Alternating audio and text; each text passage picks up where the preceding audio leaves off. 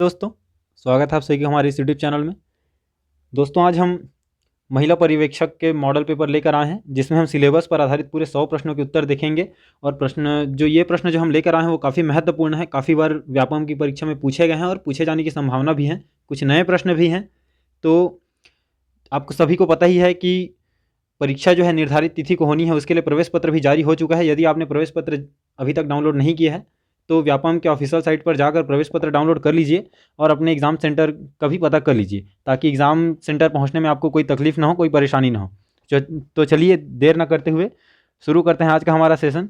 हमारा पहला प्रश्न है महिला एवं बाल विकास विभाग से संबंधित योजनाएं एवं कार्यक्रम से। ठीक है, तो पहला प्रश्न है कि शासकीय स्तर पर नारी निकेतन का संचालन निम्न में से किन जिलों में किया जा रहा है। ऑप्शन है ए बेमेतरा, कबीरधाम व राजनांदगांव, बी रायपुर, सरगुजा व दंतेवाड़ा, सी बिलासपुर, कोरबा, कोरिया और डी सभी में। तो शासकीय स्तर पर नारी निकेतन का संचालन जो है बिलासपुर, कोरबा और कोरिया में किया जा रहा है। ऑप्शन सी हमारा सही उत्तर रहेगा। अगला प्रश्न देखते हैं। वीडियो को पॉज करके पहले खुद से उत्तर देने की कोशिश कीजिए, उसके बाद आगे के प्रश्नों को फिर प्रश्नों को जानते जाइए। भारत सरकार द्वारा कुपोषण के स्तर में कमी लाने के लिए एक वृहद अभियान के रूप में पोषण अभियान का शुभारंभ कब से किया गया है। तो ऑप्शन है 1 जनवरी 2021, बी 8 मार्च 2015, सी 10 फरवरी 2020, डी 8 मार्च 2018। तो भारत सरकार द्वारा कुपोषण के स्तर में कमी लाने के लिए 8 मार्च 2018 से एक वृहद अभियान के रूप में पोषण अभियान का जो है शुभारंभ किया गया था, जो वर्तमान में जारी है।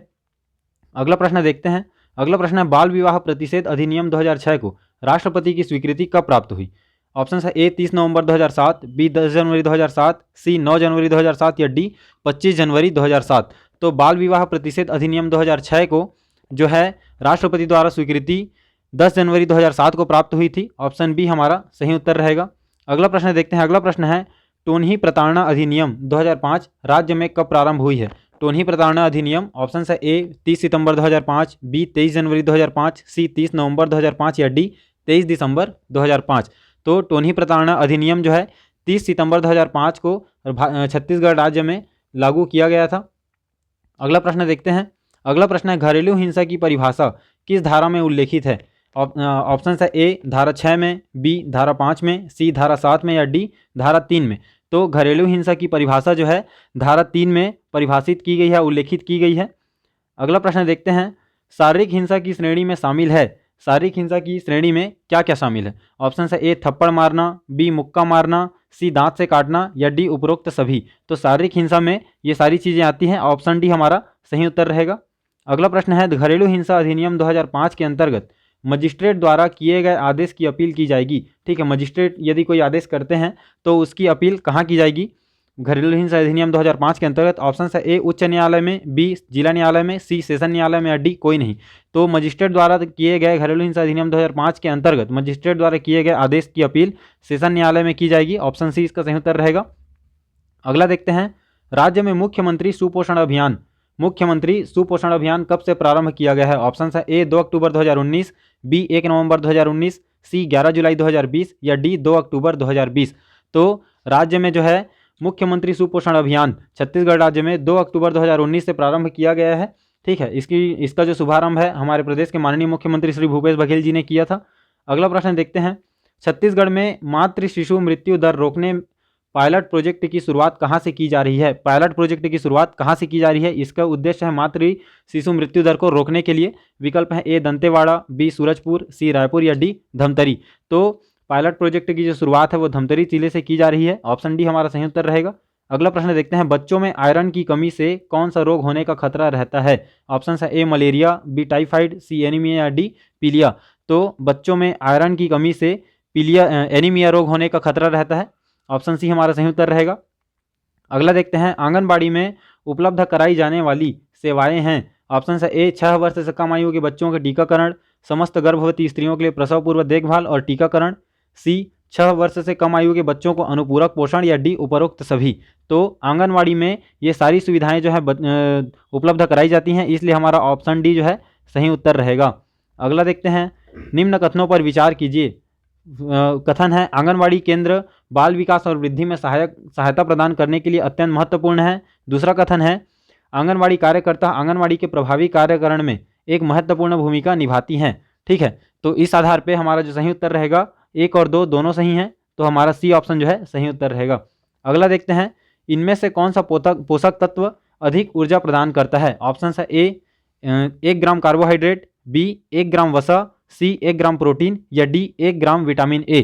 तो जो है पोषक तत्व जिसमें से हमको सबसे ज़्यादा ऊर्जा मिलती है वह है 1 ग्राम वसा। दिए गए विकल्पों में 1 ग्राम वसा में सर्वाधिक मात्रा में ऊर्जा प्राप्त होती है। अगला देखते हैं, दस्त के उपचार के सर्वाधिक महत्वपूर्ण भाग हैं। दस्त के उपचार के लिए कौन से भाग सर्वाधिक महत्वपूर्ण है दिए गए विकल्पों में से? ऑप्शन है ए यदि संभव हो तो निर्जलीकरण होने की रोकथाम करना, बी यदि निर्जलीकरण हो जाए तो उसका तेजी से उपचार करना, सी बच्चे का पेट भरना। तो ये जो है सारे विकल्प सही हैं। इस तरीके से ऑप्शन डी हमारा सही उत्तर रहेगा। ठीक है, अगला है, समेकित बाल विकास सेवाओं इंटीग्रेटेड चाइल्ड डेवलपमेंट सर्विसेज का आरंभ कब हुआ था? ऑप्शन है ए 2 जुलाई 1975, बी 2 अगस्त 1975, सी 2 सितंबर 1975 या डी 2 अक्टूबर 1975। तो इसका जो शुभारंभ है वो किया गया था आपका 2 अक्टूबर 1975 को। समेकित विकास बाल विकास सेवाएं या फिर इंटीग्रेटेड चाइल्ड डेवलपमेंट सर्विसेज का शुभारंभ जो है 2 अक्टूबर 1975 को किया गया था। अगला है, ICMR 2010 के अनुसार गर्भवती महिला के लिए आवश्यक अतिरिक्त कैलोरी और प्रोटीन की मात्राएं क्रमशः हैं। ठीक है, गर्भवती महिला के लिए आवश्यक अतिरिक्त कैलोरी और प्रोटीन की मात्राएं कितनी कितनी हैं? ऑप्शन जो दिए गए हैं उसमें जो सही उत्तर रहेगा वो रहेगा ऑप्शन डी 350 किलो कैलोरी व 272 ग्राम प्रोटीन। अगला है, प्रति 1000 सजीव जन्म पर जीवन के प्रथम वर्ष में मरने वाले शिशुओं की संख्या को क्या कहा जाता है? प्रति 1000 सजीव जन्म पर जीवन के प्रथम वर्ष में मरने वाले शिशुओं की संख्या को क्या कहा जाता है? तो ऑप्शन है ए नवजात रुग्णता दर, बी नवजात मृत्यु दर, सी मातृ मृत्यु दर या डी मातृ रुग्णता दर। तो इसको कहा जाता है नवजात मृत्यु दर। ठीक है, 1000 सजीव जन्म पर जीवन के प्रथम वर्ष में मरने वाले शिशुओं की संख्या को नवजात मृत्यु दर कहा जाता है। ऑप्शन बी हमारा सही उत्तर रहेगा। अगला है, टिटनस का अभिलक्षण है। ऑप्शन है ए पेशियों में दृढ़ता एवं दर्द युक्त ऐंठन, सी प्रायः जबड़े की पेशियों में कड़ेपन एवं दर्द की शुरुआत होती है, सी उदर की पेशियों में दर्द या डी उपर्युक्त सभी। तो इस प्रश्न का सही उत्तर रहेगा उपर्युक्त सभी। टिटनस के अभिलक्षण जो है सारे हैं, ऑप्शन डी हमारा सही उत्तर रहेगा। अगला प्रश्न है, प्रधानमंत्री मातृ वंदना योजना के तहत पहली बार मां बनने वाली गर्भवती महिलाओं को 3 किस्तों में कितनी राशि प्रदान की जाती है? ऑप्शन है ए 3000, बी 5000, सी 8000 या डी 10000। तो प्रधानमंत्री मातृ वंदना योजना के तहत पहली बार मां बनने वाली गर्भवती महिलाओं को जो है आपका 5000 रुपये 3 किस्तों में दिया जाता है। अगला प्रश्न है, निम्नलिखित में से कौन सा आंगनबाड़ी कार्यकर्ता के दायित्व में शामिल नहीं है बताना है? ठीक है, ध्यान दीजिएगा, नहीं है बताना है। ऑप्शन है ए प्रत्येक माह बच्चों के वजन की जांच करना तथा विकास कार्ड में दर्ज करना, बी किशोरों के लिए विभिन्न स्कीमों के क्रियान्वयन में मदद करना, सी स्वास्थ्य एवं पोषण शिक्षा प्रदान करना या डी उपर्युक्त सभी। तो इस प्रश्न का सही उत्तर रहेगा ऑप्शन बी किशोरों के लिए विभिन्न स्कीमों के क्रियान्वयन में मदद करना। ये जो है आंगनबाड़ी कार्यकर्ता के दायित्व में नहीं आता है, बाकी ऑप्शन ए और सी आंगनबाड़ी कार्यकर्ता के दायित्व में आते हैं। अगला है भाग 2 सामान्य मानसिक योग्यता एवं सामान्य ज्ञान से संबंधित प्रश्न उत्तर है। पहला है, अर्थशास्त्र का जनक किसे कहा जाता है? ऑप्शन है A Adam Smith, B Paul Streeten, C Robert Clower या डी जैकब वाइनर। तो अर्थशास्त्र के जनक जो है एडम स्मिथ को कहा जाता है। ऑप्शन ए हमारा सही उत्तर रहेगा। अगला प्रश्न है, अर्थव्यवस्था का कौन सा क्षेत्र प्रत्यक्ष रूप से पर्यावरण पर निर्भर होता है? ऑप्शन है ए प्राथमिक क्षेत्र, बी द्वितीय क्षेत्र, सी तृतीय क्षेत्र या डी इनमें से कोई नहीं। तो अर्थव्यवस्था का प्राथमिक क्षेत्र जो है प्रत्यक्ष रूप से पर्यावरण पर निर्भर करता है। और अर्थव्यवस्था के प्राथमिक क्षेत्र में कौन कौन से क्षेत्र आते हैं ये आप हमको कमेंट करके बताइएगा। अगला प्रश्न है, खानवा का युद्ध कब हुआ था? ऑप्शन है ए 21 अप्रैल 1526, बी 17 मार्च 1527, सी 29 जनवरी 1528 या डी 6 मई 1529 को। तो खानवा का जो युद्ध हुआ था वो हुआ था आपका 17 मार्च 1527 को। ठीक है, खानवा का युद्ध 17 मार्च 1527 को हुआ था और यह हुआ था आपका राणा सांगा, ठीक है, और बाबर के बीच, राणा सांगा और बाबर के बीच, जिसमें बाबर विजयी हुआ था। पहला जो विकल्प है वो हुआ था आपका पानीपत का प्रथम युद्ध था ये। ठीक है, पानीपत का प्रथम युद्ध था ये हुआ था आपका लोधी और बाबर के विरुद्ध। ठीक है, लोधी वर्सेस बाबर, और इसमें भी जो है बाबर विजयी हुआ था। आपका तीसरा जो विकल्प था 29 जनवरी 1528 को हुआ था आपका चंदेरी का युद्ध, यह हुआ था मेदिनी राय वर्सेस बाबर। और ऑप्शन डी जो है 6 मई 1529 को घाघरा का युद्ध हुआ था, यह हुआ था अफगानों के खिलाफ बाबर के साथ। ठीक है, और इन चारों युद्धों में जो है बाबर विजयी हुआ था। ठीक है, चारों युद्धों में बाबर विजयी हुआ था। अगला प्रश्न देखते हैं, राष्ट्रपति लोकसभा भंग करते हैं, राष्ट्रपति जो है लोकसभा भंग करते हैं। ऑप्शन है प्रधानमंत्री की सलाह पर अनुच्छेद 81 के तहत, बी उपराष्ट्रपति की सलाह पर अनुच्छेद 81 के तहत, सी प्रधानमंत्री की सलाह पर अनुच्छेद 85 के तहत, या डी उपराष्ट्रपति की सलाह पर अनुच्छेद 85 के तहत। तो राष्ट्रपति जो हैं आपका लोकसभा भंग करते हैं, कब भंग करेंगे राष्ट्रपति लोकसभा? प्रधानमंत्री की सलाह पर अनुच्छेद 85 के तहत। ऑप्शन सी हमारा सही उत्तर रहेगा। किसी भी विधि के लिए सर्वोच्च न्यायालय से परामर्श मांगने का अधिकार है। किसी भी विधि के लिए सर्वोच्च न्यायालय से परामर्श मांगने का अधिकार जो है राष्ट्रपति को होता है। ऑप्शन ए हमारा सही उत्तर रहेगा। अगला देखते हैं, अगला प्रश्न है, निम्नलिखित में से कौन सी धातु रोशनी के बल्बों के फिलामेंट के रूप में प्रयुक्त होती है? रोशनी के बल्बों में फिलामेंट के रूप में प्रयुक्त होती है। ऑप्शन है ए मॉलिब्डेनम, सी बी लोहा, सी टंगस्टन, या डी इनमें से कोई नहीं। तो जो है टंगस्टन का उपयोग धातु रोशनी के बल्बों में फिलामेंट के रूप में प्रयुक्त होता है। ठीक है, बारूद का मिश्रण होता है। ऑप्शन है ए टीएनटी और चारकोल का, बी सल्फर बालू और चारकोल का, सी बालू और टीएनटी का, या डी नाइटर सल्फर और चारकोल का। तो बारूद का मिश्रण जो है वो नाइटर सल्फर और चारकोल का होता है। ऑप्शन डी हमारा सही उत्तर रहेगा। अगला प्रश्न है, किस राज्य के राजाओं ने सीरिया के साथ राजनीतिक संबंध बनाए? किस राज्य के राजाओं ने सीरिया के साथ राजनीतिक संबंध बनाए थे? तो इस प्रश्न का सही ऑप्शन है मौर्य, गुप्त, पल्लव या चोल। तो सही उत्तर रहेगा ऑप्शन ए मौर्य। मौर्य जो है वंश के राजाओं ने सीरिया के साथ राजनीतिक संबंध बनाए थे। सीरिया के साथ राजनीतिक संबंध किस मौर्य कालीन राजा ने बनाए थे, ये आप हमको कमेंट करके बताइएगा। देखते हैं आपकी तैयारी कितनी है। अगला प्रश्न है, निम्नलिखित में भारत के कौन से वायसराय ओवेन मेरेडिथ के उपनाम से कविताएं लिखते थे? कौन से वायसराय थे जो ओवेन मेरेडिथ के नाम से कविताएं लिखते थे? ठीक है, तो lord Northbrook, lord Lytton, lord Ripon या लॉर्ड डफरिन। तो लॉर्ड लिटन जो है ऑप्शन बी सही उत्तर रहेगा। लॉर्ड लिटन जो है भारत के वायसराय थे जो ओवेन मेरेडिथ के नाम से उपनाम से कविताएं लिखा करते थे। अगला प्रश्न है, तुंगभद्रा बहुउद्देशीय परियोजना कर्नाटक और आंध्र प्रदेश के बीच संयुक्त उद्यम है। तुंगभद्रा किसकी सहायक नदी है? तुंगभद्रा किसकी सहायक नदी है? तो तुंगभद्रा जो है कृष्णा नदी की सहायक नदी है। ऑप्शन ए इसका सही उत्तर रहेगा। अगला है, पगलाडिया बांध परियोजना किस राज्य में संबंधित है? पगलाडिया बांध परियोजना किस राज्य में संबंधित है? तो जो है पगलाडिया बांध परियोजना असम राज्य में संबंधित है। ऑप्शन सी इसका सही उत्तर रहेगा। ओलंपिक चिन्ह का क्या अर्थ है? ठीक है, ओलंपिक चिन्ह का क्या अर्थ है? तो ओलंपिक चिन्ह का जो अर्थ होता है वो होता है, ऑप्शन सी इसका सही उत्तर रहेगा, निरंतरता। ओलंपिक चिन्ह का अर्थ होता है निरंतरता। अगला प्रश्न देखते हैं, वॉली, स्मैश, सर्विस, ये तीनों शब्द जो है किस खेल से संबंधित हैं?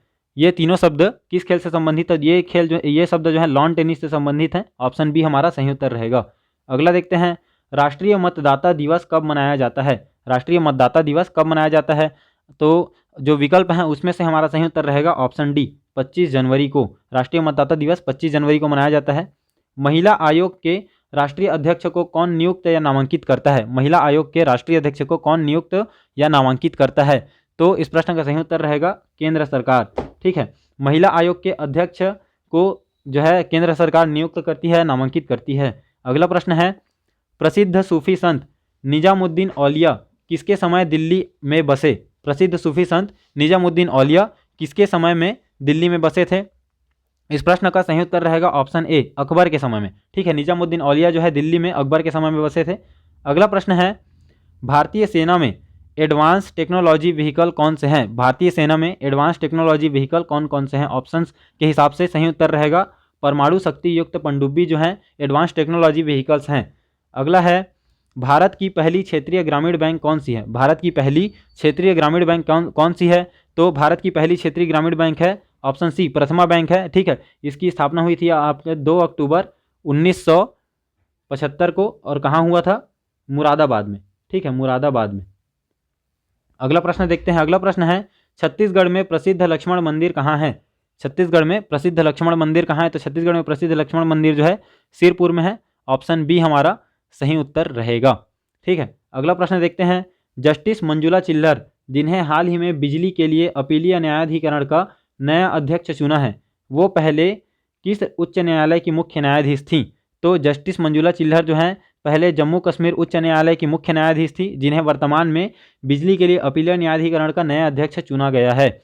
अगला प्रश्न है, इंदिरा गांधी मातृत्व सहयोग योजना का लाभ प्राप्त करने के लिए न्यूनतम आयु क्या है? इंदिरा गांधी मातृत्व सहयोग योजना का लाभ प्राप्त करने के लिए न्यूनतम आयु जो है वो रखी गई है 19 वर्ष।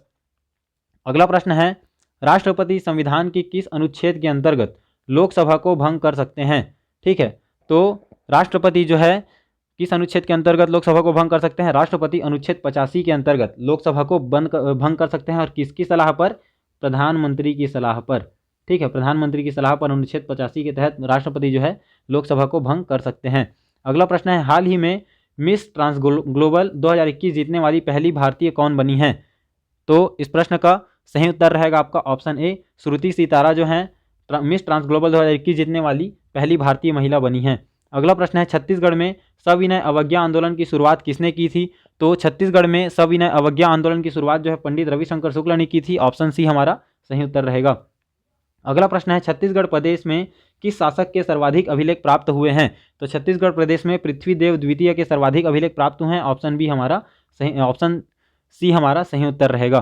ठीक है, अगला प्रश्न देखते हैं, स्कूल शिक्षा आदिम जाति कल्याण मंत्री कौन है? स्कूल शिक्षा आदिवासी माफ कीजिएगा, स्कूल शिक्षा आदिम जाति कल्याण मंत्री कौन है? तो डॉक्टर प्रेमसाय सिंह टेकाम जो है स्कूल शिक्षा आदिम जाति कल्याण मंत्री हैं। अगला प्रश्न है, घड़वा शिल्प कौन सा है? तो दिए गए विकल्पों में से आपको घड़वा शिल्प पहचानना है। तो घड़वा शिल्प जो है कांस्य मूर्ति घड़वा शिल्प के अंतर्गत आती है दिए गए विकल्पों में से। अगला प्रश्न है, बिल्मा नृत्य कौन सी जनजाति का प्रमुख नृत्य है? बिल्मा नृत्य कौन सी जनजाति का प्रमुख नृत्य है? तो ये बैगा जनजाति का प्रमुख नृत्य है। अगला प्रश्न है, मांदरी नृत्य किसकी प्रमुख नृत्य है? मांदरी नृत्य किसका प्रमुख नृत्य है? तो मांदरी नृत्य जो है मुरिया जाति का प्रमुख नृत्य है। ऑप्शन डी हमारा सही उत्तर रहेगा।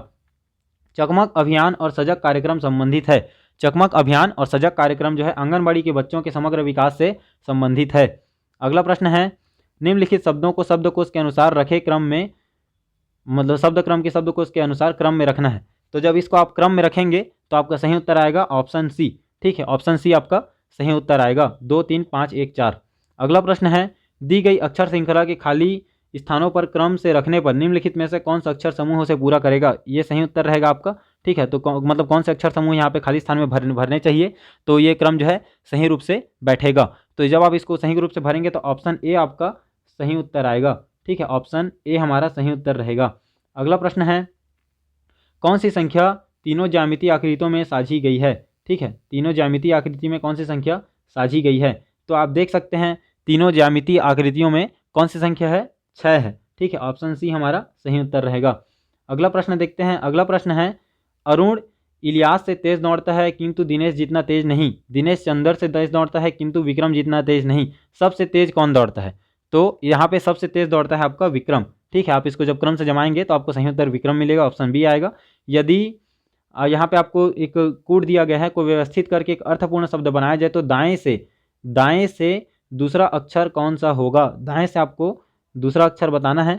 तो इस प्रश्न का सही उत्तर आएगा आपका ऑप्शन डी, एन आएगा दाएं से दूसरा अक्षर। अगला प्रश्न देखते हैं, निम्नलिखित में 4 में से 3 किसी न किसी प्रकार के किसी प्रकार से एक से हैं और इस प्रकार से ये अपना एक समूह का निर्माण करते हैं। वह कौन सा शब्द है जो इस समूह में नहीं आता है, इस समूह से अलग है, उसको आपको पहचानना है। तो रस जो है अलग है बाकी तीनों से। ठीक है, क्रीम, मक्खन, घी ये सभी संबंधित है। आपको तो विकल्प देख के उत्तर पता चल गया होगा। ठीक है, अगला प्रश्न है, यहाँ पे आपको एक प्रश्न दिया गया है समीकरण, वहाँ पे आपको चिन्ह बदल कर उत्तर निकालना था। तो इस प्रश्न का उत्तर क्या आएगा? जब आप दिए गए प्रश्न के हिसाब से अगर चिन्हों को बदलेंगे तो इस प्रश्न का सही उत्तर आएगा आपका सी, 22 आएगा। इन प्रश्नों को आप वीडियो को पॉज करके हल कीजिए, तभी आपकी तैयारी और अच्छी हो पाएगी। ठीक है, उत्तर तो हम बता ही रहे हैं और हमारे साथ उत्तर को मिलाइए, अपने हल किया है जो उसमें जो उत्तर आ रहा है सही कि नहीं।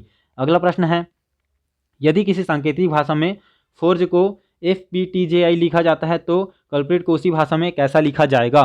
तो इस प्रश्न का सही उत्तर आएगा आपका ऑप्शन बी, CVNSVNZ। ठीक है, अगला प्रश्न है, 5 लड़के ABCD तथा E एक पंक्ति में बैठे हुए हैं। A D के बाईं ओर और B की दाईं ओर है, E B की बाईं ओर परंतु C के दाईं ओर है। दोनों छोर पर कौन कौन बैठे हुए हैं? तो इस प्रश्न का सही उत्तर आएगा आपका ऑप्शन डी, C और D जो है दोनों ओर बैठे हुए हैं। अगला प्रश्न है, प्रश्न आकृति दी गई है, इसके आधार पे आपको क्वेश्चन मार्क के स्थान पर क्या आएगा वो आपको बताना है। तो क्वेश्चन मार्क के स्थान पर आपका आएगा ऑप्शन बी। ठीक है, आप देख सकते हैं प्रश्न आकृति के हिसाब से ऑप्शन बी हमारा सही उत्तर रहेगा। अगला प्रश्न देखते हैं, सामान्य हिंदी एवं छत्तीसगढ़ी भाषा से संबंधित प्रश्न है, विसर्ग संधि किसे कहते हैं? तो विसर्ग संधि कहते हैं स्वर या व्यंजन के मेल से जो विकार उत्पन्न होता है उसे विसर्ग संधि कहते हैं। ऑप्शन सी हमारा सही उत्तर रहेगा। निश्चल का आपको सही संधि विच्छेद बनाना था, तो निश्चल का सही संधि विच्छेद रहेगा ऑप्शन डी, निह धन चल। ठीक है, फिर आपको निम्नलिखित में अशुद्ध शब्द बताना है आपको, तो यहाँ पे मंत्रिमंडल जो है अशुद्ध शब्द रहेगा। मंत्रिमंडल को सही तरीके से हम लिख सकते हैं मंत्रिमंडल, ठीक है, ये इसका शुद्ध रूप है। अगला प्रश्न देखते हैं, यह बात हर कोई जानते हैं वाक्य में किस अंश में अशुद्धि है? तो जो जानते हैं वह अशुद्ध रूप से लिखा गया है, जानते हैं, ऑप्शन डी इसका सही उत्तर रहेगा। कारखाने में कौन सा वचन है? तो कारखाना जो है बहुवचन है, इसका एक वचन होगा आपका कारखाना, ठीक है, और इसका बहुवचन होगा आपका कारखाने। अगला प्रश्न है, बालक स्कूल जा रहा है कौन सा काल है? तो बालक स्कूल जा रहा है वह एक वर्तमान काल है, ऑप्शन ए हमारा सही उत्तर रहेगा। संख्यावाचक विशेषण है, संख्यावाचक विशेषण कौन है? तो संख्यावाचक विशेषण है 3, ऑप्शन बी इसका सही उत्तर रहेगा। ओसाहा पानी से क्या तात्पर्य है? तो ओसाहा पानी से तात्पर्य है दवा युक्त पेय पदार्थ को ओसाहा पानी कहते हैं। खरही का अर्थ है, खरही किसको कहते हैं? ढेर कहते हैं। छत्तीसगढ़ी में खरही और हिंदी में ढेर कहते हैं। अगला प्रश्न है, नानकुनटूरा बुलक बुलक के पार बांध है के अर्थ बताओ। तो नानकुनटूरा बुलक बुलक के पार बांध है के अर्थ हो जाएगा सुई धागा, ठीक है। अगला प्रश्न है, मोर संग चलो रे गीत के रचयिता, मोर संग चलो रे मोर संग चलो ना, इस गीत के रचयिता कौन है? लक्ष्मण मस्तूरिया जी हैं, ऑप्शन सी हमारा सही उत्तर रहेगा। अगला प्रश्न है, कौन सा युग्म असंगत है? तो यहाँ पे जो है फारिया और थाली असंगत है, बाकी धूल और धुर्रा सही है, रापा फावड़ा सही है, लबारी और झूठ सही है। गोरिया खेत के गरिया बीज का क्या तात्पर्य है? तो इसका तात्पर्य है पेन और स्याही, ऑप्शन ए हमारा सही उत्तर रहेगा। छत्तीसगढ़ी में लाला शब्द का स्त्रीलिंग होगा, तो लाला शब्द का स्त्रीलिंग जो होगा वो होगा हमारा ऑप्शन सी ललाइन, ठीक है। मैं बार बार आपको कह रहा हूँ कि वीडियो को पॉज करके पहले उत्तर दीजिए, फिर मिलाइए कि आपका उत्तर सही हो रहा है कि नहीं। अगर हो रहा है तो बहुत अच्छी बात है, और नहीं हो रहा है तो भी कोई बात नहीं, आपको सही उत्तर पता चल ही जाएगा और आपकी तैयारी और अच्छी हो जाएगी, ठीक है। इस तरह से आप गलत प्रश्नों के उत्तर गलत तो नहीं देंगे। अगला प्रश्न देखते हैं, 10 खिला जड़े है दरबार में पड़े है का अर्थ है? 10 खिला जड़े है दरबार में पड़े है का अर्थ होगा आपका पत्री, ऑप्शन ए, ठीक है। फिर अंग्रेजी भाषा से संबंधित प्रश्नों के उत्तर देखते हैं, ठीक है। ये हमारा महिला पर्यवेक्षक का पहला सीरीज़ है, दूसरा सीरीज़ हम कल शाम को आपको लेकर आएंगे, ठीक है। परीक्षा से पहले आपको रोज़ एक नई सीरीज़ मिलेगी, नया मॉडल पेपर मिलेगा, जिसमें हम पूरे सिलेबस के आधार पे 100 प्रश्न के उत्तर आपसे कराएंगे। तो मान लीजिए आज 16 तारीख है और परीक्षा आपकी जब होनी है, 1 हफ्ता है आपके परीक्षा को, तो मतलब 700 पूरे प्रश्नों के उत्तर आप करेंगे तो आपकी ये तैयारी बहुत अच्छी हो जाएगी। तो जुड़े रहिए हमारे साथ। यदि आपने अभी तक हमारे चैनल को सब्सक्राइब नहीं किया है तो जल्दी से कर लीजिए और बेल आइकन को भी प्रेस कर लीजिए, ताकि जब हम नया वीडियो अपडेट करें तो उसकी नोटिफिकेशन आपको मिल जाए और आप अपनी परीक्षा की तैयारी और अच्छे से कर सकें। और सभी परीक्षाओं की तैयारी हम आपको कराएंगे, इसका हम आपको वादा करते हैं। तो जुड़े रहिए हमारे साथ। चलिए देखते हैं अगले प्रश्न का उत्तर। अगला प्रश्न है वह है, when the principal entered the class a student, फिर आपको खाली स्थान भरना था यहाँ पे। तो इस प्रश्न का सही उत्तर आएगा आपका ऑप्शन बी वाज राइटिंग हो जाएगा। अगला प्रश्न है, in each of the following questions find the correctly spelled word, आपको सही तरीके से लिखा गया वर्ड बताना था, तो इसका सही उत्तर रहेगा आपका ऑप्शन बी रेनियंसेस, ठीक है। अगला प्रश्न है, जवाहरलाल स्पेंट हिज चाइल्डहुड, फिर आपको खाली स्थान भरना था आनंद भवन, तो आनंद भवन क्या लिखेंगे उससे पहले क्या आएगा खाली स्थान में? ऑप्शन आएगा डी एक्रॉस आनंद भवन, ठीक है। अगला प्रश्न है, द बॉय वाज क्योर्ड, फिर टाइफाइड दिया है, उसके आधार पे आपको खाली स्थान भरना था। तो द बॉय वाज क्योर्ड में यहाँ पे आपका जो सही उत्तर है वो आएगा option B, the boy was cured of typhoid. अगला प्रश्न है, they listened to him, they listened to him, फिर क्या आएगा आपका सही उत्तर? आपका आएगा स्पेल बाउंड, ठीक है, they listened to him spellbound. अगला प्रश्न है, सेलेक्ट करेक्ट वर्ड, आपको यहाँ पे करेक्ट वर्ड सेलेक्ट करना है। तो जो अग्रेसिव ऑप्शन सी है वो सही तरीके से लिखा गया है, इसकी स्पेलिंग भी है सही है और अरेंजमेंट भी सही है। अगला प्रश्न है, दे, फिर आपको खाली स्थान भरना था हर and trusted her for years, तो इस प्रश्न का जो सही उत्तर है आपको पता चल ही गया होगा, ऑप्शन सी आएगा, जी हाँ, they knew her and trusted her for years. अगला प्रश्न है, change the active voice into passive voice, आपको वॉइस चेंज करना था, वॉइस दिया गया है I will clear the house every Saturday, the house, फिर आपको खाली स्थान भरना था दिए गए विकल्पों में से, जब आप खाली स्थान चुनेंगे तो आपका सही उत्तर आएगा option C, the house will be cleaned by me every Saturday. अगला प्रश्न है, if A is equal to B and B is equal to C, तो यहाँ पे आपका ऑप्शन में जो है खाली स्थान दिया गया है उसके हिसाब से आपको भरना है, ए इज़ इक्वल टू सी, तो यहाँ पे जो आपका क्वेश्चन है उसमें आएगा देन आएगा, ठीक है, THEN आएगा, THAN नहीं आएगा। तो if A is equal to B and B is equal to C then A is equal to C. अगला प्रश्न है, select same meaning of the underline word, underlined word है स्टीम, जब आपको पूरे सेंटेंस को पढ़ेंगे, take care not to get hurt with the steam from the kettle, तो इसके सिमिलर मीनिंग वाला आपको वर्ड छांटना है। तो इस प्रश्न का जो सही उत्तर आएगा वो आएगा आपका ऑप्शन सी, ठीक है, स्कैल्डेड, स्कैल्डेड आएगा, ऑप्शन सी इसका सही उत्तर आएगा। अब गणित भाग के प्रश्नों के उत्तर देख लेते हैं। ये वीडियो को पॉज करके आप पहले प्रश्न के उत्तर बनाने की कोशिश कीजिए, फिर सही उत्तर मिलाइए, सही हो रहा है कि नहीं हो रहा है तो आपको उत्तर पता चल ही जाएगा, ठीक है। एक पिता तथा उसके पुत्र की वर्तमान आयु का योग 126 वर्ष है। 8 वर्ष पूर्व उनकी आयु क्रमशः 7:4 के अनुपात में थी। 7 वर्ष पश्चात पिता पुत्र की आयु का अनुपात क्या होगा?